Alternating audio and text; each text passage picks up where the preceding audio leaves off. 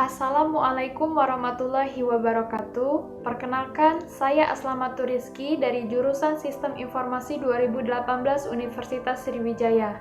Pada video sebelumnya, saya telah menjelaskan diagram Work Breakdown Structure atau yang biasa kita kenal dengan diagram WBS. Pada video kali ini, saya akan mencoba menjelaskan struktur organisasi pelaksana proyek dan estimasi anggaran proyek. Berikut penjelasannya.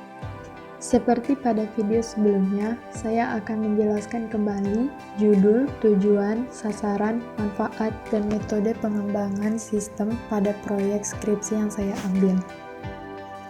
Untuk yang pertama yaitu judul skripsi yang saya ambil, yakni Audit Keamanan Sistem Informasi Manajemen Basnas menggunakan framework COVID 5 pada studi kasus Badan Amil Zakat Nasional Provinsi Sumatera Selatan. Yang kedua, tujuan akhir dari skripsi ini adalah memberikan rekomendasi perbaikan terhadap keamanan SIMBA dengan menganalisis kapabilitasnya agar dapat meningkatkan fungsi kerja sistem ke depannya. Untuk sasaran, yakni pada bagian pengelolaan, perencanaan, dan keuangan yang memiliki keterikatan langsung dengan pengelolaan sistem. Kemudian, untuk manfaat dari proyek skripsi ini adalah untuk menilai kapabilitas terhadap keamanan SIMBA yang dapat menjadi rekomendasi untuk mendukung tercapainya tujuan IT Basnas, baik itu untuk melakukan perbaikan dan meningkatkan performa sistem di masa mendatang. Untuk metode pengembangan sistem pada skripsi ini menggunakan framework COVID 5 dengan model PAM. Diagram WBS pada proyek skripsi dengan judul Audit Keamanan Sistem Informasi Manajemen Basnas menggunakan framework COVID 5 pada studi kasus Badan Amil Zakat Nasional Provinsi Sumatera Selatan memiliki 4 tahapan. Yang pertama yaitu perencanaan audit, yang kedua persiapan audit, yang ketiga pelaksanaan audit, dan yang keempat pelaporan audit. Pada tahapan perencanaan audit memiliki 3 tingkatan. Tingkat 1, 1.0 perencanaan audit. Tingkat 2, 1.1 menggambarkan secara umum Basnas. 1.2 menguraikan struktur organisasi Basnas. 1.3 menguraikan tugas pegawai pelaksana Basnas. 1.4 mengidentifikasi mapping Basnas terhadap 17 IT related goals. Tingkat 3, 1.1.1 menguraikan tugas Basnas. 1.1.2 menguraikan wewenang Basnas.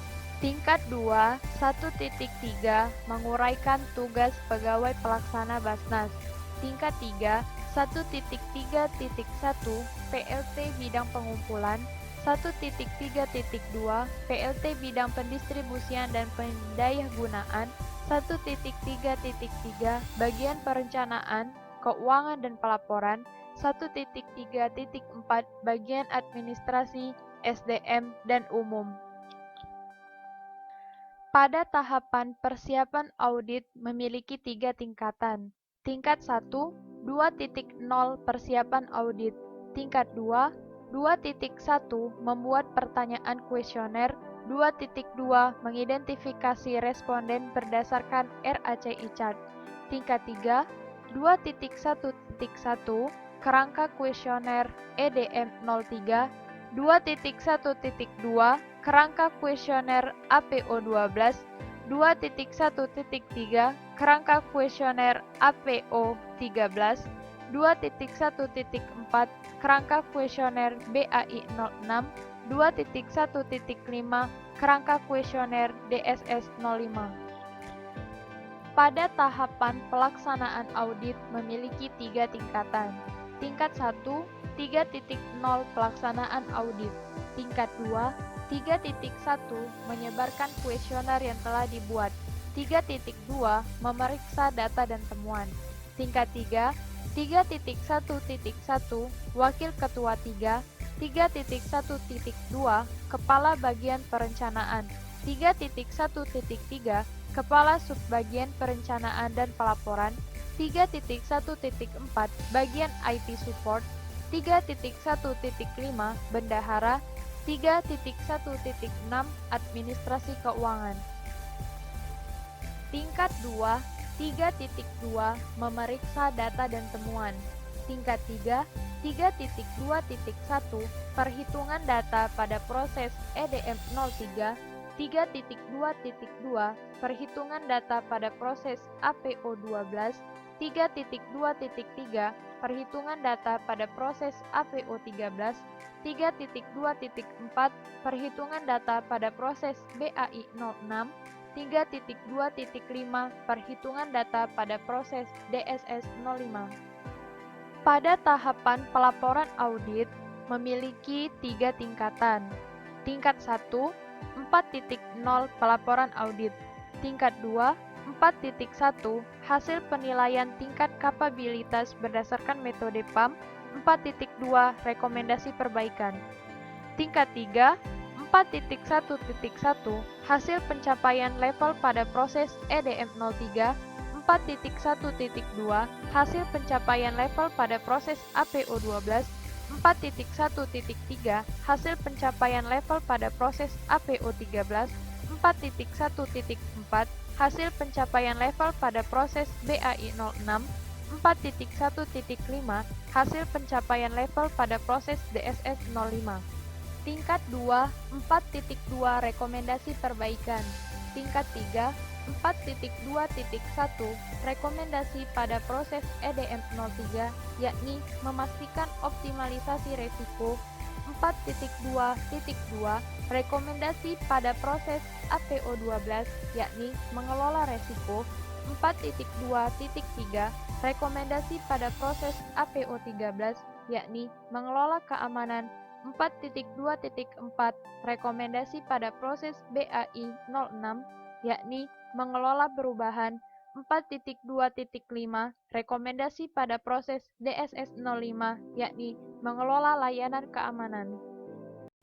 Selanjutnya, struktur organisasi pelaksana proyek. Dalam proyek skripsi ini terdapat manajer audit, auditing supervisor, senior audit, staf auditor, dan audit sekretari. Untuk manajer audit, bertugas mengarahkan personil dan aktivitas-aktivitas untuk mengaudit sistem. Kemudian auditing supervisor bertugas mengkoordinasikan usaha auditing untuk menentukan cakupan audit yang sesuai.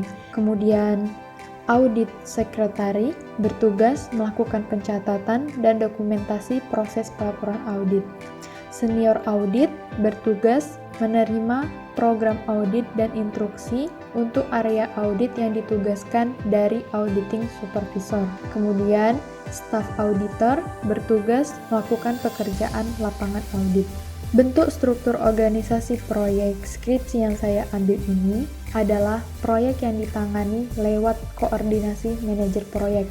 Karena menurut saya, proyek skripsi audit ini membutuhkan laporan progres yang runtut, sesuai tupoksinya masing-masing, mulai dari perencanaan, persiapan, pelaksanaan, dan pelaporan.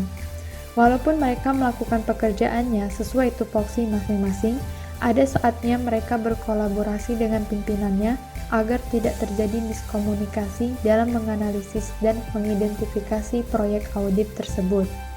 Berikutnya, estimasi anggaran proyek. Total anggaran proyek pada judul skripsi ini yakni berjumlah Rp15.350.000. Untuk jumlah taks 35 taks, di mana dalam pekerjaan satu hari, yakni pada kode taks 1.1.1 menguraikan tugas Basnas, 1.1.2 menguraikan wewenang Basnas, 1.2 menguraikan struktur organisasi Basnas, 1.3.1 menguraikan tugas PLT bidang pengumpulan, 1.3.2 menguraikan tugas PLT bidang pendistribusian dan pendampingan, 1.3.3 menguraikan tugas PLT bagian perencanaan, keuangan dan pelaporan, 1.3.4 menguraikan tugas PLT bagian administrasi SDM dan umum dengan total keseluruhan Rp200.000. Pada kode 1.4 mengidentifikasi mapping Basnas terhadap segenting IT related bills dengan total keseluruhan Rp100.000. Pada kode taks 2.1.1 membuat kerangka Rp1.250.000. Pada kode tax 2.1.2 membuat perangkat kuesioner APO12 dengan total keseluruhan Rp250.000. Pada kode tax 2.1.3 membuat perangkat kuesioner APO13 dengan total keseluruhan Rp250.000. Pada kode tax 2.1.4 membuat perangkat kuesioner BAI 06 dengan total keseluruhan Rp250.000. Pada kode tax 2.1.5 membuat kerangka kuesioner BSS 05 dengan total keseluruhan Rp250.000. Pada kode tax 2.2 mengidentifikasi responden berdasarkan RACI chart dengan total keseluruhan Rp175.000.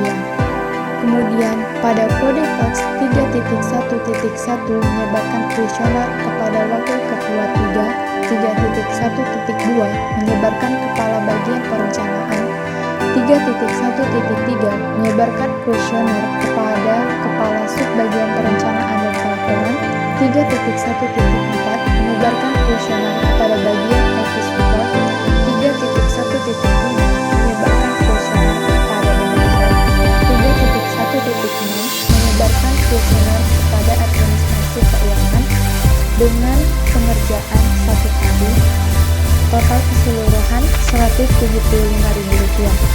Pada kode tax 7.2.1 perhitungan data pada proses EDF 03 dengan total keseluruhan Rp4.450.000. Pada kode 3.2.2 perhitungan data pada proses KPU 12 dengan total keseluruhan Rp450.000. Pada kode 3.2.3 perhitungan data pada proses APO 13 dengan total keseluruhan Rp450.000. Pada kode 3.2.4 perhitungan data pada proses BAI 06 dengan total keseluruhan Rp450.000. Pada kode tax 3.2.5 perhitungan data pada proses DSS 05 dengan total keseluruhan Rp450.000. Pada kode tax 4.1.1 hasil pencapaian level pada proses EDF 03 dengan total keseluruhan Rp600.000. Pada kode 4.1.2 hasil pencapaian level pada proses APO 12 dengan total keseluruhan Rp600.000. Pada kode 4.1.3 hasil pencapaian level pada proses APO 13 dengan total keseluruhan Rp600.000. Pada kode 4.2.1 rekomendasi pada proses EDF 03 dengan total keseluruhan Rp600.000. Pada kode 4.2.2 rekomendasi pada proses APO 12 dengan total keseluruhan Rp600.000. Pada kode 4.2.3 rekomendasi pada proses APO 13 dengan total keseluruhan Rp600.000. Pada kode 4.2.4 rekomendasi pada proses BAI 06 dengan total